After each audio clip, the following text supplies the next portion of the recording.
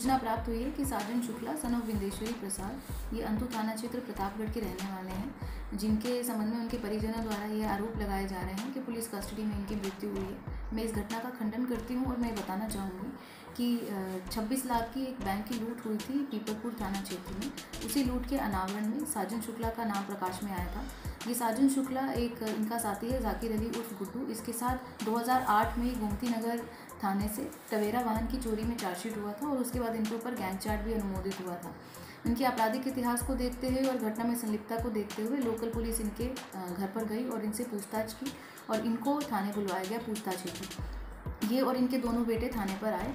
इसके बाद इन्होंने बताया कि अस्वस्थ महसूस कर रहे हैं, तो इनके पुत्र इनको CHC भादर लेकर गए। वहाँ पर डॉक्टर ने प्रथम दृष्टया ये देखा कि पॉइजनिंग का केस है, तो उन्होंने रेफर कर दिया है डिस्ट्रिक्ट हॉस्पिटल सुल्तानपुर के लिए, जहाँ इनकी मृत्यु हो गई। इसी संबंध में पोस्टमार्टम भी करवाया जा रहा है वीडियोग्राफी और पैनल के तहत, और इसमें पंचायतनामा भरवा दिया गया है। पुलिस मौके पर मौजूद है और इसमें उच्च स्तरीय विभागीय अधिकारियों द्वारा जाँच कराई जाएगी। यदि जांच में कोई भी पुलिस की तरफ से दोष परिलक्षित होता है तो इसमें निश्चित रूप से विभागीय कार्रवाई अमल में लाई जाएगी।